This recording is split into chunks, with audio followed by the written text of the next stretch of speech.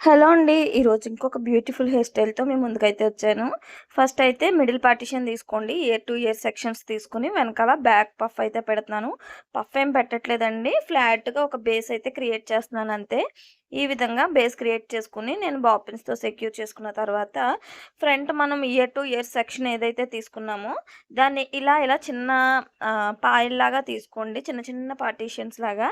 చూడండి నేను ఏ విధంగా దాన్ని 2 తీసుకుని 2 పాయల్లా తీసుకుని రెండింటిని చుట్టుకుంటూ రావాలన్నమాట. ఒకదానికొకటి మెలుకు పెట్టుకుంటూ మొత్తం హెయిర్‌నంతా ఇలా చిన్న చిన్న పార్టిషన్స్‌గా తీసుకొని దాన్ని మధ్యలోకి 2 పాయలుగా చేసుకొని మెలుకు చుట్టుకుంటూ రావాలి. చక్కగా వాల్యూమ్ కనిపించడానికి ఈ హెయిర్ స్టైల్ బాగా యూజ్ అవుతుందండి. ఎవరికైతే వాల్యూమ్ తక్కువ ఉంటుందో వాళ్ళకి బాగా యూజ్ అవుతుంది. సింగిల్ ట్విస్టులు చేయడం అందరికీ రాదు.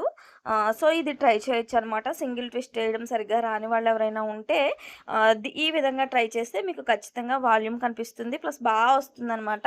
క్రింపింగ్ లేకపోయినా గానీ వస్తుంది. నేను ఇంకొకసారి క్రింపింగ్ లేని హెయిర్ మీద కూడా ఈ హెయిర్ స్టైల్ ఏసి చూపిస్తాను.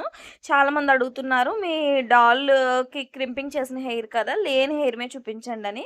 తప్పకుండా చూపిస్తానండి. అంటే కొంచెం లాంగ్ హెయిర్ ఉన్న వాళ్ళకి వేస్తే బావుంటుంది కదా అని చూస్తున్నాను. ఇది ఈరోజు వీడియో. Thank you for